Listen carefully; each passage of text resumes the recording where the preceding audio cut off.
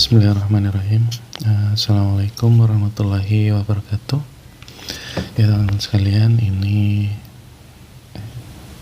kita masuk ke materi P13, yaitu pengendalian mikroba. Nah, seperti yang kita bahas pada waktu kuliah di papan tulis ya, kita waktu itu kan sudah menulis bahwa dari bakteri yang banyak jenisnya 1, 2, 3, 4 seperti ini ya, maka bakteri-bakteri yang sifatnya patogenik yang harus kita kendalikan. Nah, yang harus kita kendalikan apa saja pengendalian atau assuring bahwa di sini terkendali, bakterinya ada atau tidak, bersih atau tidak. Maka kan ada dua macam yang paling utama, yaitu pada produknya, yang kedua pada proses pembuatannya, dan sarana penunjangnya yang kritis.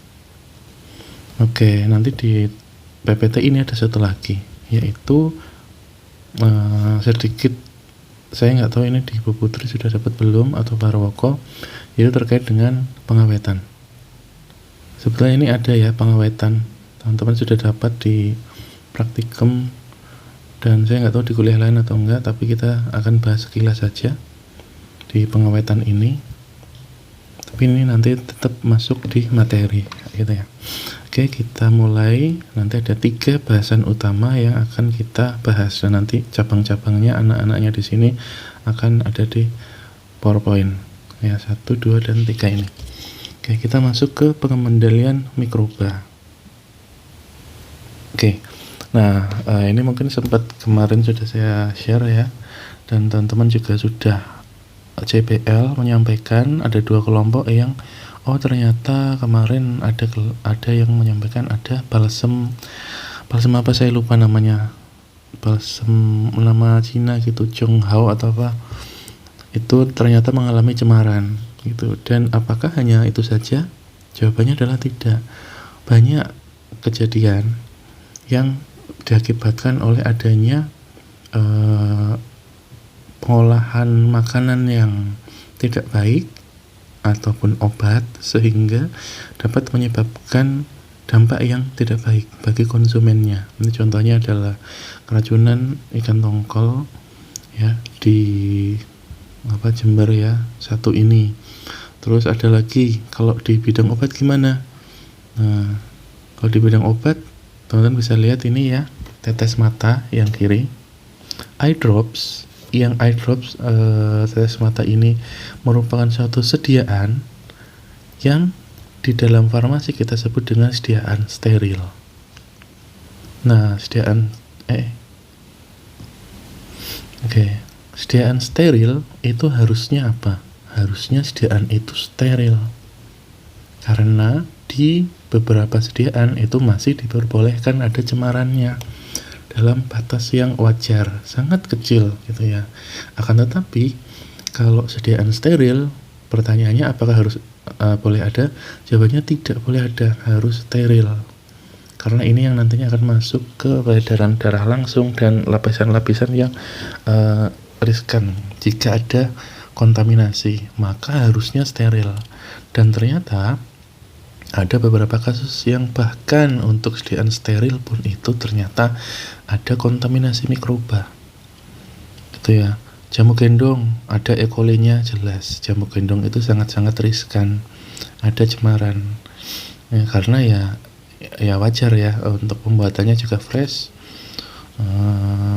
Ya intinya teman-teman tahu lah ya kenapa jamur gendong itu riskan terdapat cemaran. Kemudian juga ada beberapa ini jamur gendong juga ya, ada beberapa cemaran juga. Ini jurnal bisa teman-teman lihat sendiri, dan juga banyak hal lain yang kalau kita share kita searching di Google, teman-teman akan dapatkan banyak cemaran-cemaran yang terdapat di obat atau apapun atau makanan ya. Dan itu akan berdampak bagi kita. Oleh karena itu kita harus kendalikan hal ini ya, agar programnya berhasil. Maka makan bersama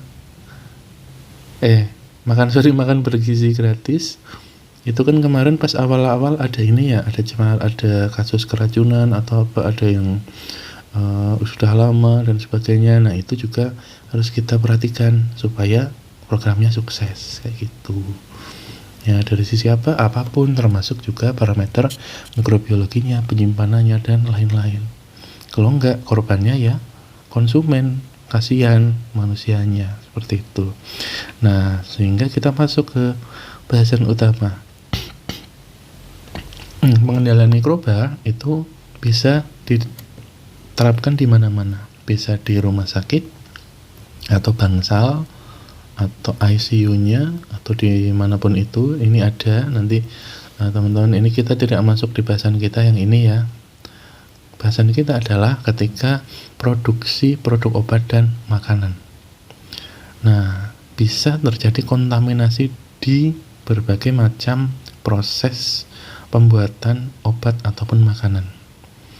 Ya makanya kita lihat di sini dimulai dari persiapan bahan, ini kan pemanenan, kemudian sortir awal, bahan awalnya seperti apa, kemudian pemrosesan, selanjutnya pengemasan dan sudah dikemas dalam jangka waktu berapa lama, dan kemudian ketika akan dikonsumsi oleh pasien atau konsumen. Maka kita bagi menjadi beberapa tahapan yang sudah kita bisa lihat, dimulai dari produksi agrikultural atau bahan awal ya, ini kalau pertanian atau makanan. Kalau di farmasi ada bahan awal, kemudian akan di storage atau di handling awal, baru diproses produksi, kemudian didistribusikan hingga sampai ke konsumer. Nah, jika di antara ini itu ada kontaminasi, maka akan dapat merubah mutu produk. Kontaminasi bisa banyak hal, bisa mikroba atau kontaminasi yang lainnya, cemaran-cemaran logam berat dan lain-lain.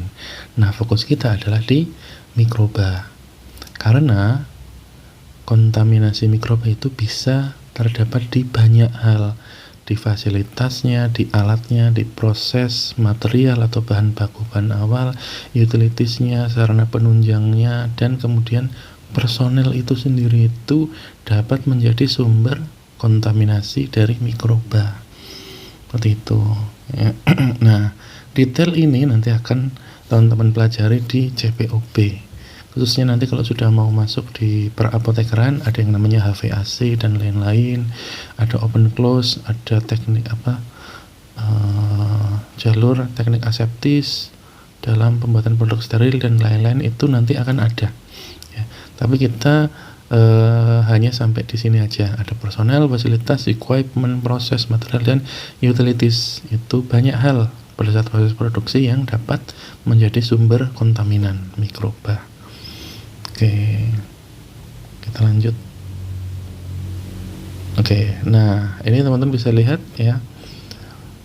Anggaplah di sini makanan. Kita ambil makanan dulu ya. Makanan ini entah pizza atau apapun ya yang ini.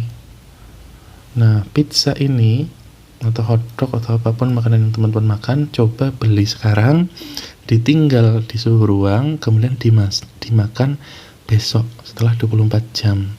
Apa yang terjadi? Akan mulai timbul, kadang ada yang lengket-lengket, baunya sudah mulai nggak enak, terus teman-teman paksa makan, itu akhirnya 2-3 jam setelah itu diare, karena di situ bakterinya sudah banyak tumbuh dan memetabolisme, dalam tanda kutip di situ ya, karena hasil sisa metabolismenya di situ semua dikeluarkan. Nah, akhirnya teman-teman keracunan. Oleh karena apa? Karena mikrobanya sudah berkembang. Nah, sehingga kaitannya dengan saya mau beli makanan kok 24 jam lagi, setelah 24 jam lagi rusak. Nah, 24 jam ini adalah masa kadaluarsa. Nah, yang kita harapkan adalah makanan atau obat ini masa kadaluarsanya menjadi jauh lebih lama kadaluarsa, bisa mungkin 1 minggu atau bahkan kalau obat sampai 2-5 tahun baru kadaluarsa. Itu pun kadaluarsa obat beda definisinya. Oke, nanti definisi kadaluarsa obat teman-teman dapat pas saya nggak tahu di farmakologi atau di apa. Ya, oke. Nah, artinya kita ingin mencapai dari kondisi A ini menjadi kondisi B, maka disinilah perlukan proses yang namanya pengawetan. Pengawetan ini adalah salah satu proses dari pengendalian salah satu proses yang dilakukan adalah pengendalian mikroba. Oke, bagaimana caranya? Nanti kita lihat. Oke, dimulai dari seperti ini, easy to expired, kemudian adanya bad protection process yang kurang baik, not stored properly, jadi obat atau makanan teman-teman ditaruh di meja aja kayak gitu ya, atau pas membuat itu nggak bagus cara membuatnya, bahan-bahannya juga nggak higienis, sehingga kita perlu lakukan supaya untuk meningkatkan ya extend expired dates, yaitu kita berusaha untuk menekan pertumbuhan mikroba dengan cara apa? Nanti di belakang ada. Kemudian yang kedua adalah kita lakukan proses produksi yang baik, GMP, Good Manufacturing Practice, produksi standar dari GMP. Intinya adalah ini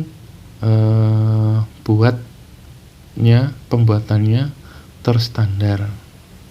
Oke, karena detailnya teman-teman dapat kalau kita bahas sekarang terlalu panjang. Nanti teman-teman dapat di CPOB, GMP, dan industri. Nah, kemudian selanjutnya store properly, assure good packaging. Keywordnya adalah packagingnya itu baik. Ya, kalau teman-teman lihat makanan kaleng sama makan yang dibuka itu pasti kan beda. Ya, sama asinan.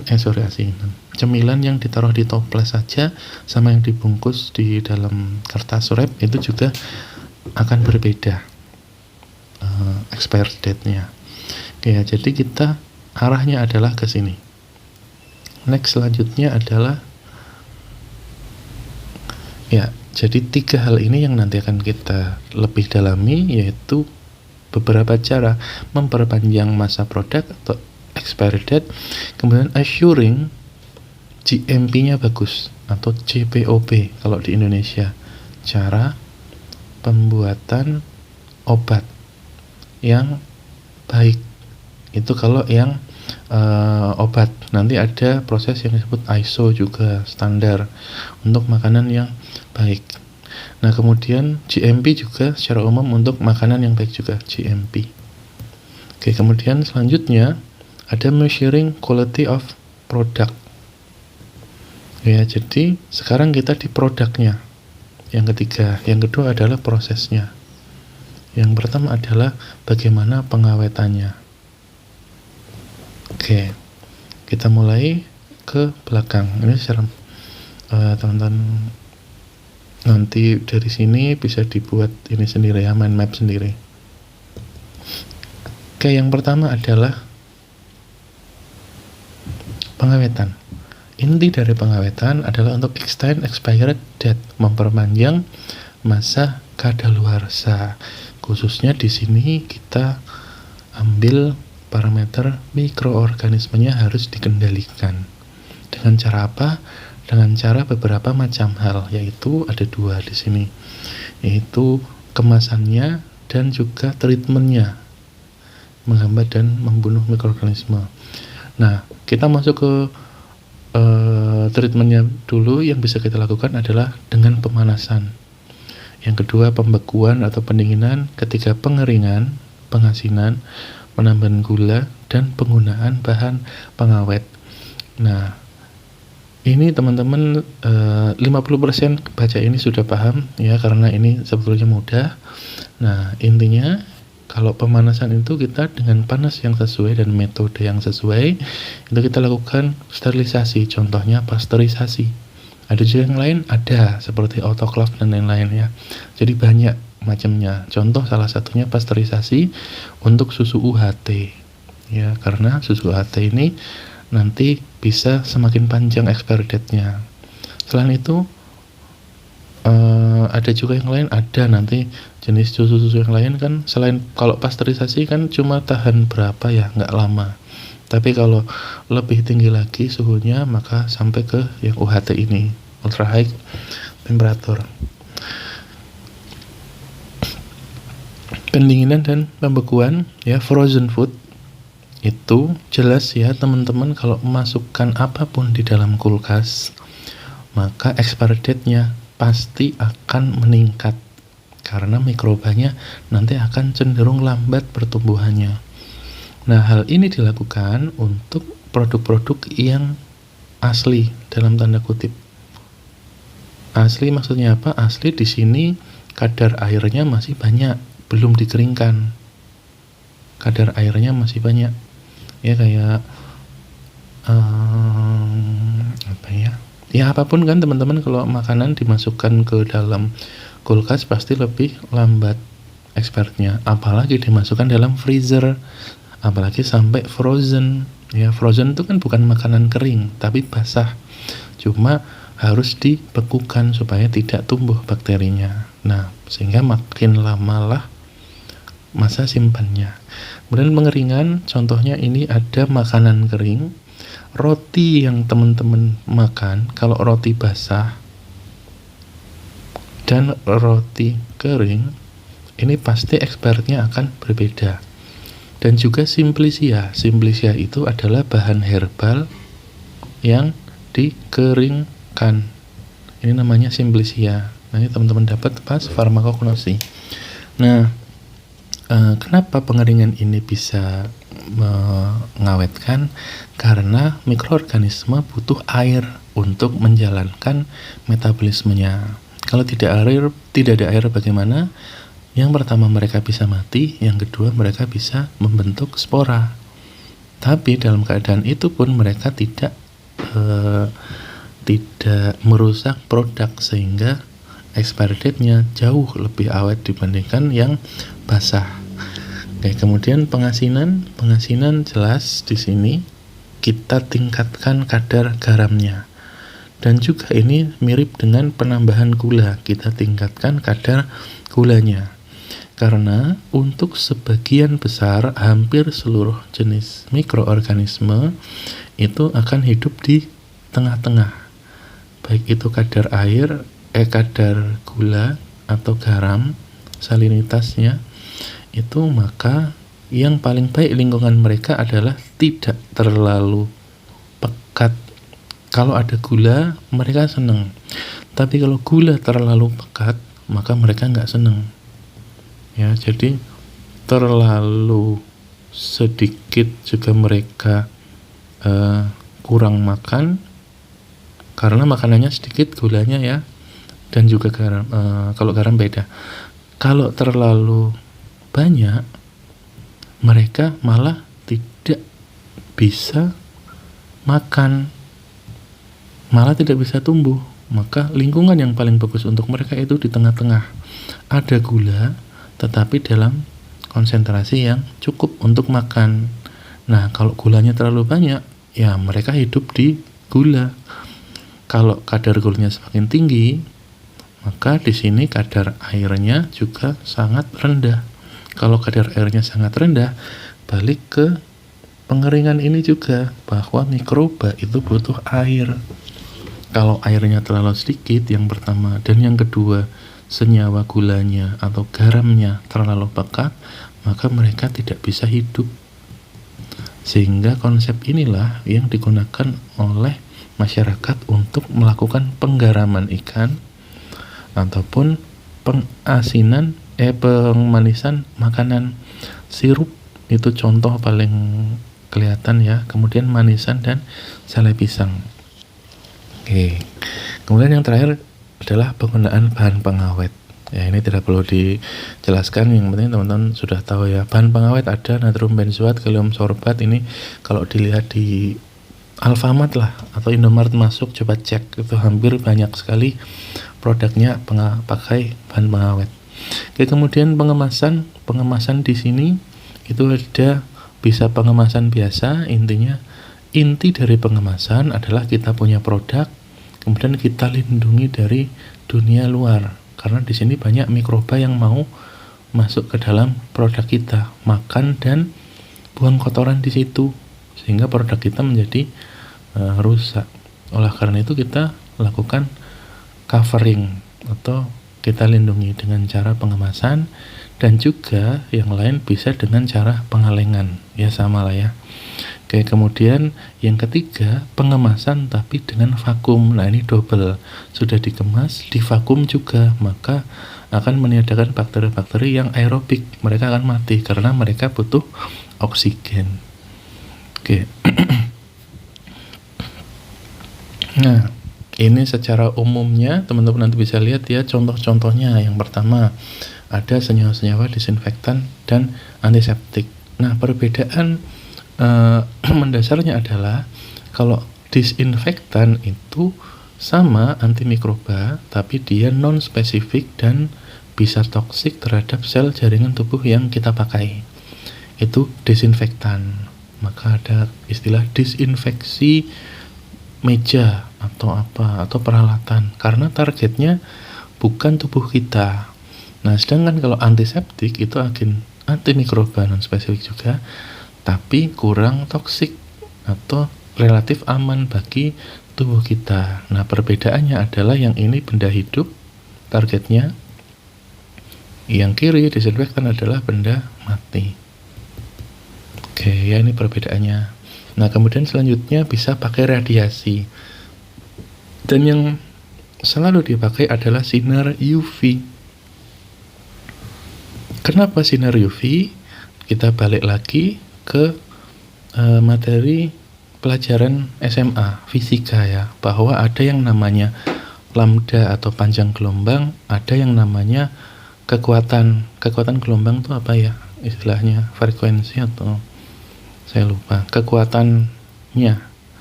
Nah kekuatan dari gelombang ini atau powernya itu berbanding terbalik dengan panjang gelombangnya.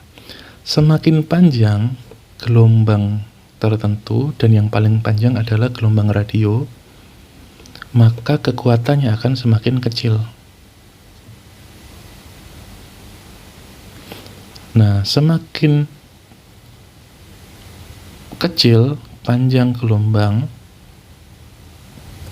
maka semakin besar kekuatan yang dimiliki. Nah, dari sini yang paling sering dipakai adalah sinar UV. Karena sinar UV ini memiliki kekuatan yang cukup kuat untuk mendegradasi khususnya DNA di dalam bakteri. Seperti itu ya. X-ray gimana, gamma ray gimana, ya bisa aja, tapi kan cost yang luar biasa, dan juga malah nanti bisa nyebar kemana-mana radiasinya, malah kita kena juga. Maka yang paling aman adalah sinar UV. Visible gimana? Nggak ngaruh. Infrared gimana? Apalagi ya, karena powernya nggak sebesar UV. Nah maka yang dipakai adalah sinar UV ini, dan itu dipakai contohnya di dalam lab. Di dalam lab ini ada sinar UV-nya supaya untuk sterilisasi ruangan. Dan bisa di mana lagi? Bisa di mana saja, di ruangan atau di apapun itu kita bisa pakai sinar UV. Oke, kemudian selanjutnya pemanasan yang tadi ya bisa dengan api langsung pakai Bunsen, teman-teman bisa ini sudah lakukan ini ya. Kemudian oven sudah lakukan ini juga, mengovenan khususnya untuk yang alat logam dan kaca. Kemudian alat logam, kaca dan media juga bisa di sini. Tapi kalau yang media biasanya pakai yang autoclave ini.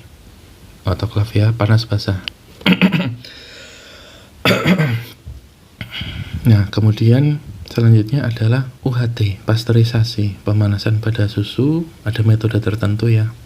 Nah, ini metodenya nanti dicari tahu sendiri. Intinya adalah semua ini kita lakukan dengan proses pemanasan. Oke, selanjutnya secara fisik tadi bisa penambahan garam atau gula. Kemudian pengeringan, bisa mengeringkan via matahari atau dengan panas atau dengan oven, contohnya Simplicia. ini bahan herbal yang dikeringkan. Nanti teman-teman akan praktik membuat ini di farmakognosi. Kemudian evaporasi jelas pengeringan atau penguapan untuk menurunkan kadar air, sehingga susu cair dan susu bubuk itu pasti expiry date-nya akan berbeda. Pendinginan juga refrigerator, ya, freezer, ini ya, yang ini tidak perlu dijelaskan ya, teman sudah tahu. Nah, vaksin itu juga perlu disimpan di suhu sekitar 2-8 derajat Celcius untuk kebanyakan vaksin ya. Oke, kemudian yang kedua adalah assuring good production process. Nah, kita masuk di inti pembahasan proses produksi. Jika tadi proses pengawetan, sekarang kita masuk ke good production process. Bagaimana cara membuat, tapi khususnya dari membuat ini, produksi yang baik. Karena membuat itu lebih umum, bisa penyiapan bahan awal hingga sampai ke barang sebelum barang jadi, itu semua proses ini disebut dengan pembuatan. Nah, partnya adalah pada saat proses produksinya, production. Nah, gimana good production yang dilakukan? Maka kita bisa lakukan secara umum ya, adalah seperti ini. Yang harus dijaga adalah prosesnya, suhunya cukup, kualitas airnya juga memadai, kebersihan peralatan memasak, kebersihan peralatan menyajikan, kebersihan diri. Lakukan penyimpanannya juga kondisi yang sesuai atau dingin. Kemudian perhatikan kadaluarsanya. Nah, kita masukkan konsep ini ke GMP, maka sama ya, proses pembuatan, kondisi kebersihan dan ruangannya itu sesuai, spesifikasinya sesuai. Ini pada ini ngilangnya gimana? Oke, jaga kebersihan lingkungan kerja, jaga kebersihan peralatan produksi, jaga kebersihan diri. Tidak hanya produksinya, peralatannya dijaga, tapi juga diri kita. Oke, kemudian kualitas air jelas, kemudian lakukan penyimpanan pada kondisi sesuai, kemudian hindari kegiatan yang mengakibatkan kontaminasi silang. Ini sebetulnya ini teman-teman bacalah, ini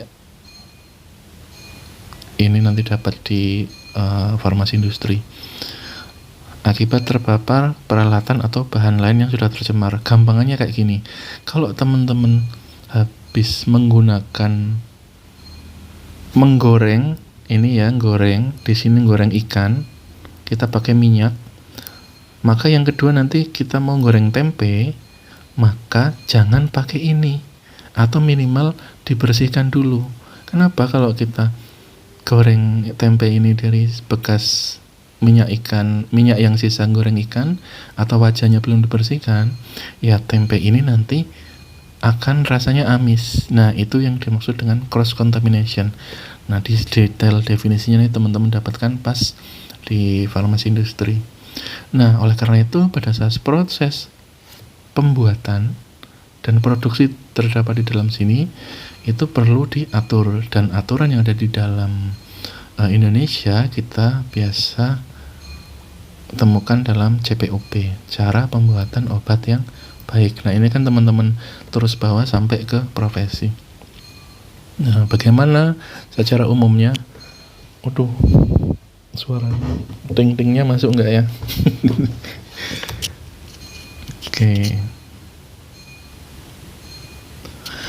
Oke, lanjut ya, abaikan. Nah, bagaimana salah satu atau beberapa contoh inti-intinya saja. Yang pertama, kita harus pantau kesehatan atau spesifikasi lingkungan kerjanya seperti apa. Kemudian cemaran yang ada di situ harus kita kendalikan. Yang ketiga, bahan awal dan produk jadi kita harus pantau spesifikasinya. Nah, nanti ini biasanya lebih ke QC. Waduh, berisik.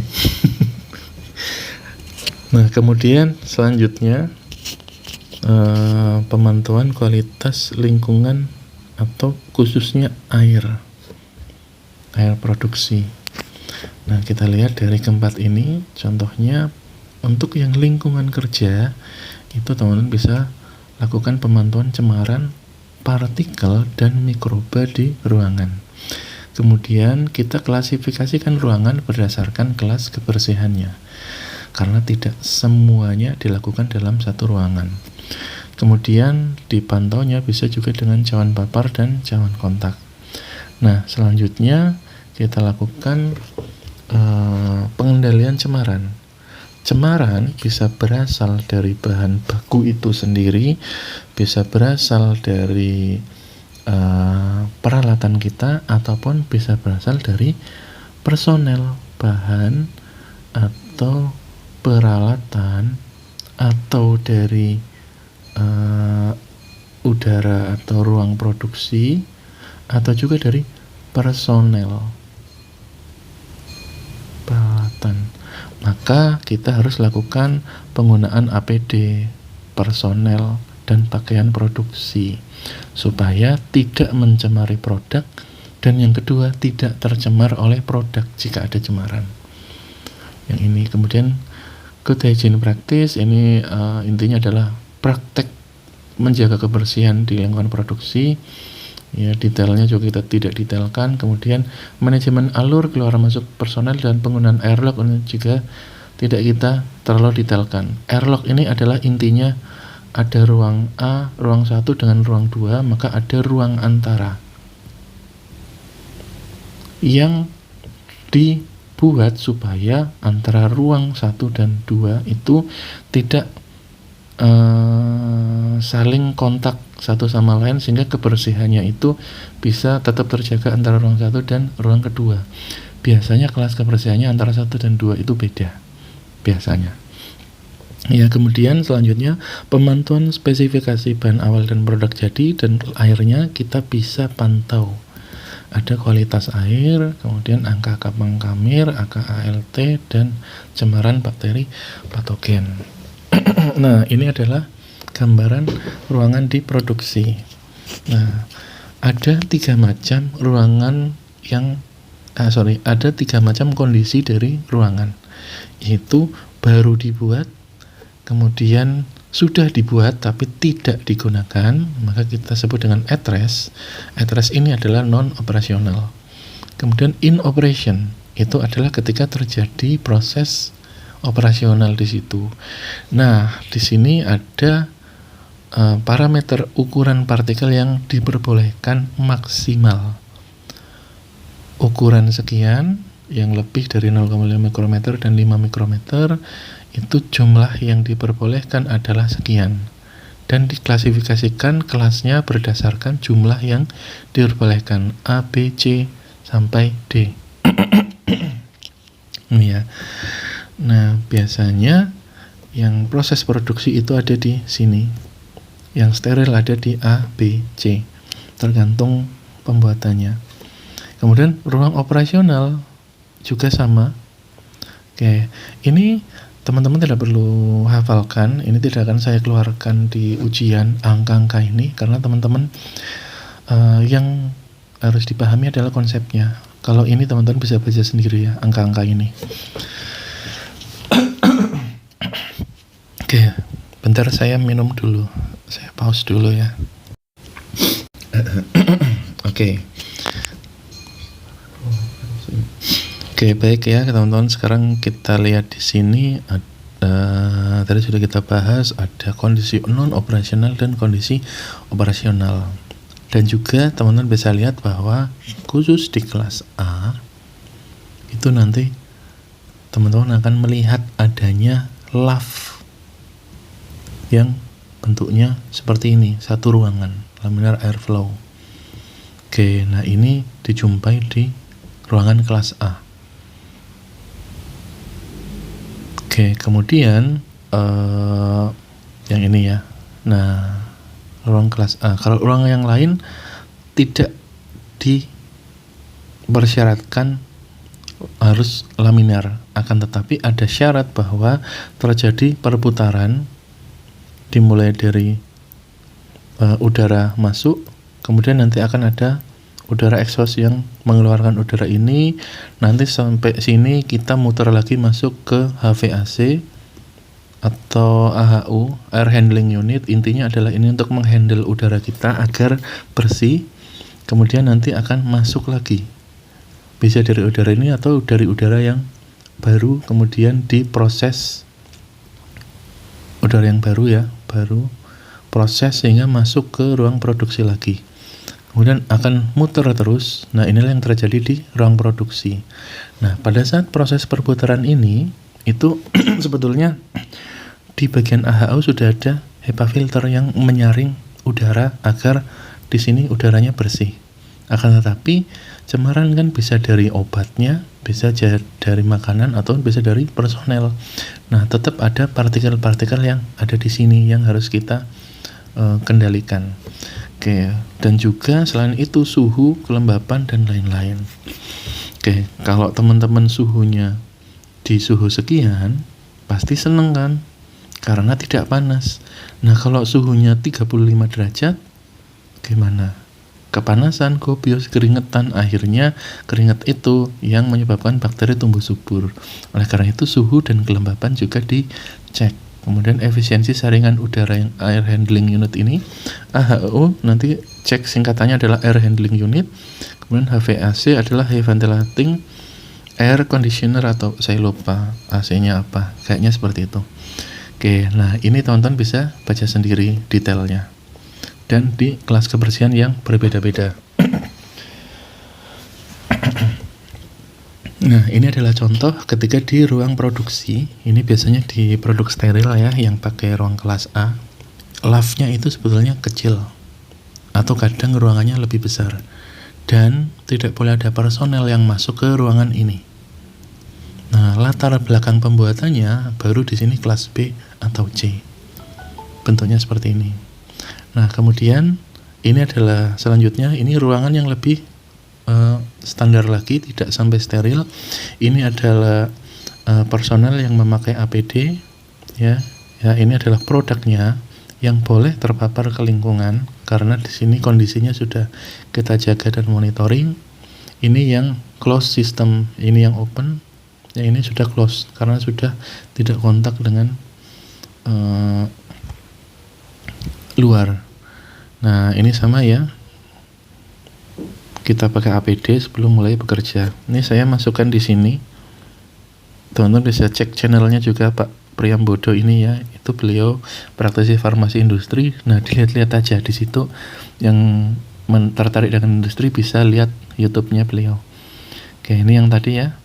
Nah, kemudian juga air produksi juga harus dikendalikan. Pengendaliannya bagaimana? Biasanya AKK-ALT-nya juga harus dilihat. Nah, cek saja, silakan googling sendiri karena kita tidak masukkan detail. Oke, kemudian selanjutnya monitoring mikroba di ruangan ada beberapa macam. Yang pertama, kita buat media dalam cawan Petri, kita paparkan di lingkungan itu saja. Ya, biasanya sekitar hitungan 4-6 jam kalau nggak salah, nanti ada di belakang. Kemudian bisa juga kita ambil sampel udara untuk kita masukkan ke sampel cairan pengumpul, ataupun langsung ke media yang kita punya. Kita paksa kita alirkan. Nah, alatnya ini kita alirkan udaranya untuk kontak di plat cawan Petri ini. Kemudian hasilnya adalah sekarang yang bawah, batas mikrobanya. Maka dari sampel udara tadi ya, atau cawan papar, sampel udara yang pakai dengan udara yang dipaksa masuk tadi, kemudian cawan papar, cawan kontak, dan sarung tangan itu masing-masing juga memiliki kelas kebersihannya sendiri-sendiri, persyaratannya beda. Seperti ini. Nah, bedanya cawan papar dengan cawan kontak, cawan papar itu hanya dipaparkan. Tapi kalau cawan kontak ini ada media, sorry, kita next dulu ya. Kalau cawan kontak ini, cawan ini tuh dibalik ke bawah. Nah, dia nanti akan kontak dengan permukaan yang ingin kita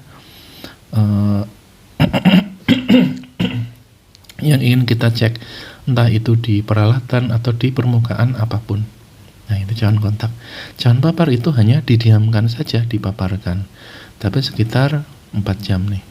Sampel udara yaitu tidak ada persyaratan khusus, tapi biasanya kita langsung sedot, paparkan secukupnya, kemudian kita tumbuhkan, inkubasi. Maka hasilnya adalah kita lihat ada berapa cemaran yang ada. Sekali lagi, ini hanya bacaan saja, tidak perlu teman-teman hafalkan. Oke, ya. Jadi yang perlu teman-teman tahu malah adanya perbedaan antara sampel udara, cawan papar, cawan kontak, dan juga sarung tangan. Nah, kalau sarung tangan ya ini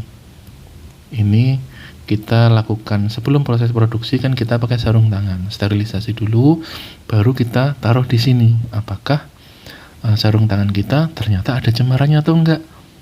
Ada yang di PPT ini ya, patogenisitas. Nah, di situ ada contohnya. Itu kalau tangan kosong bentuknya nanti di cawan bakteri nanti kayak gini bentuknya ya. Nah, itu sama, tapi bedanya sekarang kita hanya pakai APD. Kemudian yang ketiga adalah measuring quality of product. Nah, saya tahu yang ini teman-teman sudah dapat, walaupun belum semua, tapi minimal sudah dapat ya. Maka ketika sudah jadi, entah itu makanan atau obat, maka kita lakukan pengukuran kualitasnya. Kita lakukan quality control. Bagaimana quality controlnya agar meet the quality? Maka yang paling umum adalah ALT dan AKK. Oke, teman-teman sudah dapat AKK ALTA ya. Di praktikum sudah dapat juga, dan kemudian patogen juga intinya sudah dapat. Patogen itu berbagai macam cemaran. Berbagai macam mikroorganisme yang sifatnya buruk bagi tubuh kita. Ini sudah dapat juga di Bu Putri dan juga di praktikum. Maka kita sekarang fokus di aflatoksin. Nah, aflatoksin ini itu adalah turunan, dalam tanda kutip ya, turunan kelanjutan dari AKK, angka, kapang, dan kamir. Karena cemaran khusus yang menjadikan perhatian itu berasal dari suatu jamur yang disebut di sini sebagai Aspergillus flavus. Maka aflatoksin, aflanya itu adalah Aspergillus flavus. Toksinnya adalah toksin yang dikeluarkan oleh afla. Oke, kenapa berbahaya dan kenapa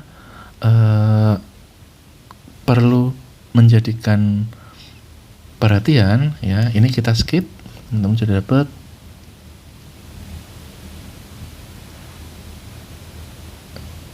Kapang kamir juga sudah, skip. Perbedaan kapang dan kamir dan cendawan juga teman-teman sudah. Ini bisa dibaca sendiri ya. Ini kamir, ini kapang, ini cendawan. Beda. Kemudian ini juga contoh-contohnya sudah ada. Oke. Nah, kita masuk di aflatoksin. Nah, jadi suatu ketika zaman dulu, nah ini nih, kita masuk ke kasusnya dulu. Zaman dulu itu sekitar 1960-an itu terjadi kematian besar-besaran di hewan ternak. Ya, ini kalau nggak salah dulu di US, Amerika atau di mana saya lupa. Nah, hewan ternaknya tuh pada mati. Nah, setelah diamati ternyata ada kerusakan jaringan. Mereka juga kalau dilihat matinya nggak wajar.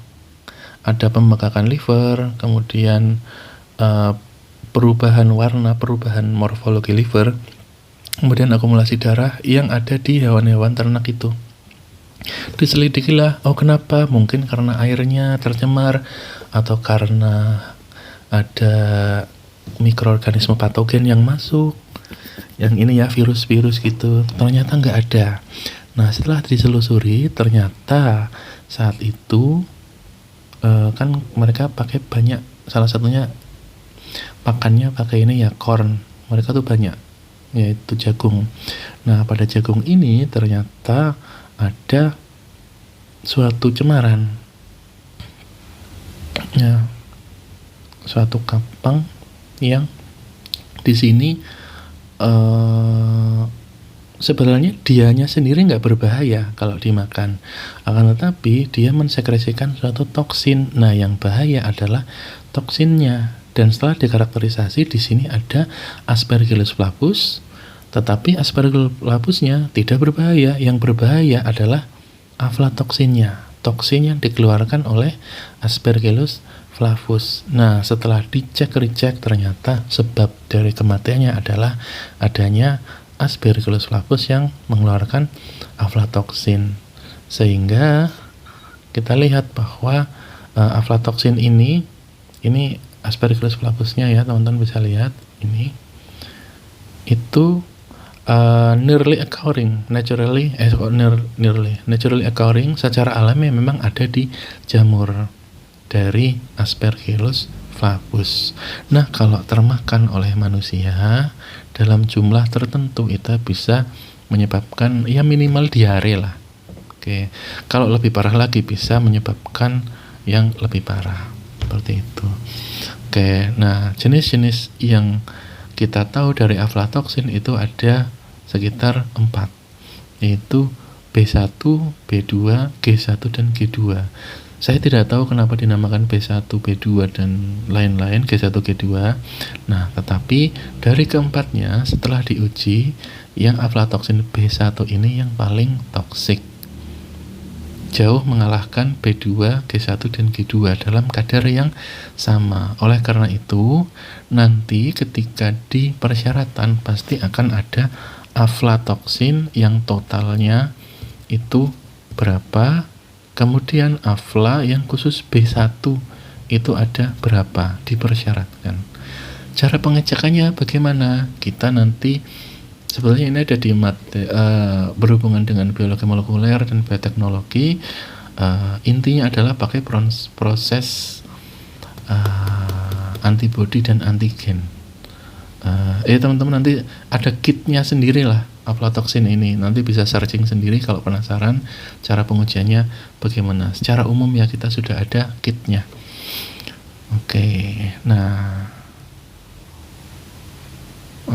Nah ini yang patogen juga kita tidak perlu detailkan karena teman-teman juga sudah dapat ya. Sudah selesai. Jadi yang ini yang pengendalian. Measuring quality of product minimal adalah pasti akan dilakukan AKK-ALT ini dimanapun, baik itu di bahan awal khususnya sampai ke produk jadi, dan juga selain itu di mana di sarana penunjangnya yaitu air kritis, penunjang kritisnya. Maka pelajari konsep dari AKK dan ALT. Kemudian selain itu ada aflatoksin, dan ini khususnya banyak dijumpai kalau kita berkaitan dengan bahan herbal dan pakan yang berasal dari ya itu tadi jagung dan sebagainya, kentang gitu. Kalau patogen ya jelas patogen tidak boleh ada di dalam produk kita, dan syaratnya nanti ada di peraturan-peraturan yang ada di supplementary data. Kayak ini hanya additional. Jadi untuk melengkapi informasi supaya teman-teman bisa melihat sendiri sebetulnya di peraturan-peraturan itu seperti apa. Baik, ada air minum, air produksi enggak saya taruh di sini ya. Oke lah, nanti bisa cari sendiri yang tadi ya. Oke, kemudian bahan untuk penggunaan farmasi, bahan awalnya bagaimana. Kemudian sediaan oral yang pembawanya bukan air, atau sediaan untuk gigi, untuk kulit, untuk hidung, itu ada persyaratan AKK-ALT-nya. Dan ada keterangan mikroba spesifik, itu boleh ada atau enggak, apa yang tidak boleh ada, itu ada ya. nih sediaan telinga, vagina, transdermal, inhalasi, itu semua itu dipersyaratkan AKK dan ALT. Kemudian ini juga ada mutu obat tradisional. Nah, di sini ada kadar air jelas, organoleptik jelas, nih teman-teman dapat di farmakognosi, cemaran mikroba, aflatoksin total. Nah, didetailkan lagi cemaran mikrobanya ada ALT, AKK, adanya E. coli, Enterobacter, Clostridia, dan lain-lain. Kemudian aflatoksin ada, nah ini khusus yang B1 ada syaratnya, totalnya juga ada syaratnya. Patogen ada lagi, yang tidak boleh ada adalah S. aureus tidak boleh dan Pseudomonas aeruginosa. Oke, kosmetik ada juga ALT, AKK, dan bakteri-bakteri yang tidak boleh ada di kosmetika teman-teman. Oke, ini tidak masuk di UAS. Tapi perlu saya jelaskan nggak ya? Ya, ini teman-teman kalau sudah tidak tertarik stop sampai sini aja. Ini saya tambah sedikit ya. Contoh lain, ini nanti teman-teman dapat di teknologi sediaan steril, yaitu indikator biologis. Maka pertanyaannya seperti ini, kita mempreparasi di dalam autoklaf. Ya, masukkan ke dalam sini, ada peralatan, ada bahan, dan lain-lain, kemudian dipanaskan. Nah, idenya adalah, kalau di sini kan pemanasannya berapa derajat, 120 atau berapa, sekian derajat Celcius, tekanan sekian, panas basah. Maka pertanyaannya, apakah suhu yang ditampilkan di indikator itu sudah benar? Pertanyaan dasarnya seperti ini. Nah, sudah benar atau belum? Itu yang pertama. Yang kedua, kalau skalanya industri, maka autoklaf yang di lab yang kecilnya sekian, kalau di industri autoklafnya gedenya sekian. Oke. Nah, pertanyaannya, perubahan ini dari kiri ke kanan, apakah bisa assure bahwa suhu atau metode yang sudah kita lakukan itu sudah betul-betul valid? Nah, maka kita butuh suatu indikator bahwa suhu yang ada di seluruh autoklaf ini itu sudah sesuai. Karena bisa jadi suhu yang di sini bisa berbeda, suhu yang di sini bisa berbeda, suhu yang di tengah-tengah bisa berbeda, tergantung pemanasnya, lokasinya di mana. Kalau di tengah ya yang paling panas nanti sini. Yang di sini nggak terlalu panas. Ya. Nah, inilah yang kita sebut dengan mapping suhu. Dan ini akan dilakukan dimanapun nanti, nggak hanya di autoklaf, di industri juga ada. Nah, pertanyaannya, kita taruh di mana? Kita mapping suhu yang kemungkinan besar, bukan kemungkinan ya, kita benar-benar mapping di bagian mana suhu itu akan relatif cenderung paling rendah. Bisa di sini, bisa di sini. Kemudian kita taruhlah indikator biologis itu di sini dan di sini. Jika indikator ini berhasil menyatakan bahwa metodenya valid di lokasi ini, maka di lokasi yang lain pun itu kita bisa katakan valid, suhunya sudah tercapai. Nah, bagaimana cara kerja indikator biologis? Maka yang pertama kita harus tahu dulu kurva pertumbuhan mikroba, di mana dimulai dari fase lag, kemudian eksponensial, stationary, hingga dead. Nah, ketika teman-teman fase lag ini itu kan adalah kondisi di mana di sini ada mikroba yang mulai tumbuh, kemudian berkembang sampai banyak, kemudian makan, dalam tanda kutip makan ya, makan minum yang zat-zat yang tersedia sampai mereka sebanyak ini. Nah, untuk mengetahui mereka sudah banyak koloninya, maka kita kan bisanya pakai ini ya, spektro. Atau kalau dia mati mungkin sudah keruh, lebih keruh ya. Tapi lebih keruh itu kan subjektif. Nah, pakai spektro itu objektif karena sudah jelas kuantitatifnya. Nah, tapi kalau di industri kan terlalu lama untuk pengamatan pakai spektro. Yang ini lebih keruh. Kan subjektif. Maka kita butuh suatu indikator yang bisa menjelaskan hal ini, bahwa bagaimana cara kita tahu bahwa bakteri di situ sudah berkembang. Nah, kalau bakterinya sudah berkembang, artinya apa? Artinya autoklav, nggak hanya autoklav ya, artinya sterilisasinya yang sudah kita lakukan tadi, salah satunya autoklav, itu tidak valid, berjalan dengan baik. Nah, konsepnya menggunakan kurva pertumbuhan mikroba. Yang pertama adalah kita lihat di bentar. Nggak mau.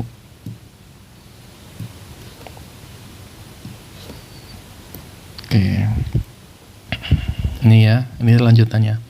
Maka untuk beberapa macam jenis sterilisasi kita bisa gunakan beberapa macam bakteri.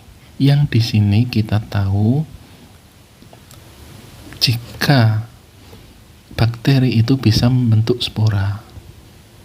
Spora itu adalah kondisi di mana dia tidak berkembang.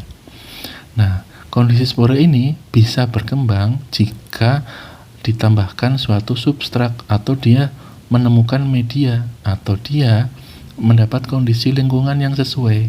Nah, ketika spora bakteri ini ketemu dengan substratnya, maka akan tumbuh kembali fasenya. Jadi dia tidak dalam keadaan dormansi lagi, tapi tumbuh lagi, semakin berkembang dan makan, minum. Nah, konsep seperti ini kita terapkan. Kita cari tahu spora bakteri yang suhu dia dinyatakan dia bisa tahan hingga suhu berapa. Bacillus subtilis dan Bacillus clostridium yang lain itu saya lupa plus minus berapa, tapi intinya di sekitar range suhu sterilisasi atau autoklav dan lain-lain. Nah, ketika proses autoklav kita berjalan dengan baik, atau panas kering panas basahnya juga berjalan dengan baik. Kalau panas kering lebih tinggi lagi suhunya ya, panas basah tidak setinggi panas kering.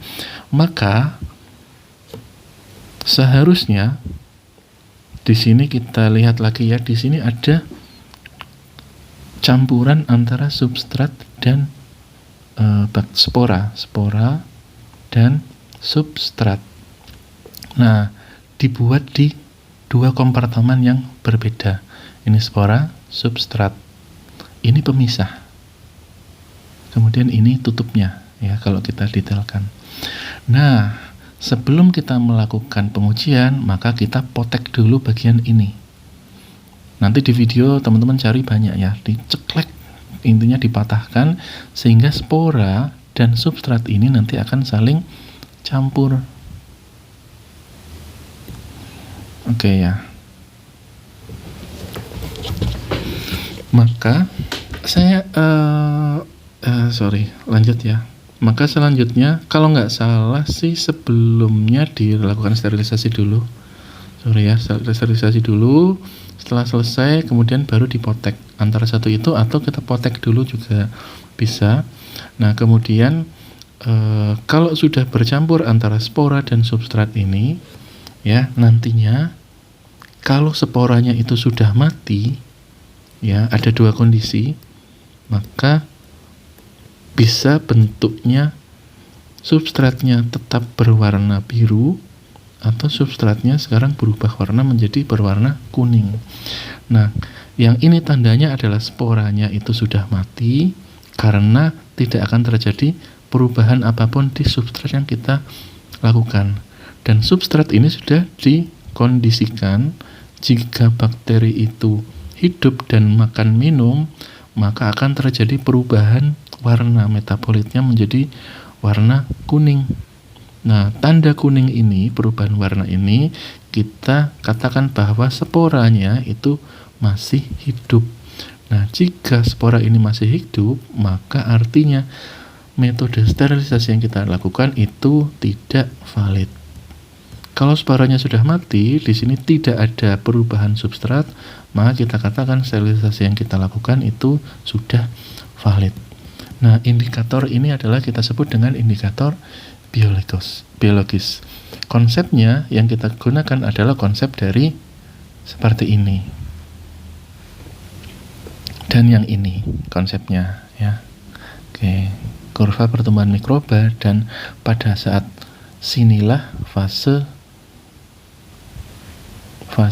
di mana bakteri mensekresikan metabolit sekunder atau substratnya dikondisikan supaya jika termakan oleh mikroba dapat berubah warnanya. Oh, macet lagi. Oke ya. Nah, ini lebih detailnya lagi, teman-teman bisa lihat ini ya. Tuh, bisa dibaca-baca sendiri di sini. Oke, mungkin ini tambahan saja, sebetulnya nggak masuk UAS, tapi kalau yang tertarik sudah sampai sini, terima kasih sudah menyimak. Mungkin materinya cukup sekian, terima kasih. Saya akhiri. Assalamualaikum warahmatullahi wabarakatuh.